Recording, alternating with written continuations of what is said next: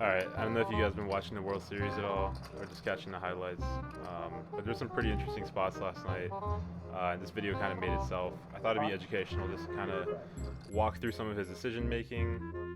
Granted, you know, this is close to the bubble. There's about 17 players left, 15 to make the money. As you can see here, he's raising under the gun, ace king, queen suited. Pretty solid, you know, solid hand for Omaha. He does elect to make a pot-sized bet under the gun, which I'm not too sure about. As you see, he goes check, check, another check. At this point, if you're Phil, you're probably thinking he has a flush draw, maybe a jack. But I just want you to think here, based on what Dekargani is doing, would you assume he has a set? And if so, what kind of set do you think he has? To me, this does not feel like a set. This comes into play later with Phil's decision making. As you can see here, not only does he have a flush, ace-high flush, but he has twos full of kings. He has a full house.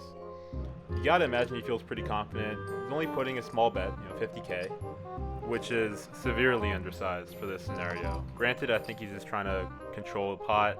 I have a really nice full house. He's not really playing the hand correctly here. He's too worried about making the bubble. Phil Hellmuth, if he calls, he's going to be right back in this game, contending for a spot at the final table. As you can see here, he says, I have aces, shortly after saying I have a great full house. Big mistake is not even looking at his opponent after saying that to gather information. And he folds.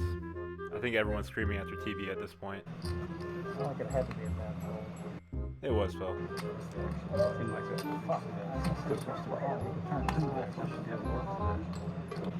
Ray D just got away with murder, ladies and gentlemen. So at this point, you're probably thinking it's just one hand, you know, maybe I'm being too harsh. So let's take a look at a couple other questionable spots from last night. So here you can see he picks up pocket tens under the gun. That's a raise. He decides to limp while being a short stack. And Hellmuth is infamous for being disinterested in game theory optimal study. And this is kind of where it bites him in the butt. 2 8s maybe? I have 10s. What just happened, ladies and gentlemen? What is going on? What is happening here? That's exactly the spot you wanted, Phil. That's what you need.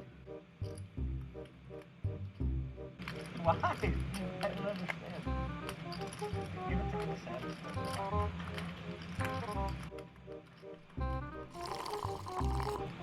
Were you a little concerned? When I just called the race there? 25 years of this shit. Does it ever change? It's just the same speech for 25 years. And look, I hate to rag on Phil. He's honestly a great dude in person. It's just, you know, a lot of spots when he's on TV recently have been humorous. Going back to early in the night, he raises 8 deuce suited from the cutoff. Obviously, he's trying to bluff here. Klodnicki's not going for it. He has ace-8 suited. He calls a bet. And at this point, if you're Phil, you gotta think he at least has an ace, a queen, maybe jack 10, possibly, and he's drawing. Now, incredibly, after a Klodnicki check, he is hell-bent on continuing this bluff. Klodnicki fresh off of winning a bracelet in the 10K secret bounty event.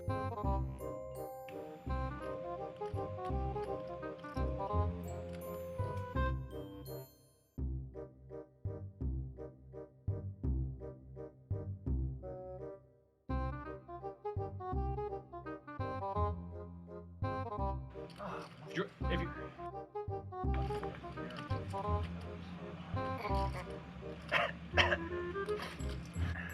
Quite a miracle there.